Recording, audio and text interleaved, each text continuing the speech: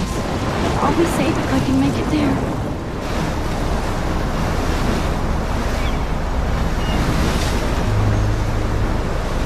Holy shit.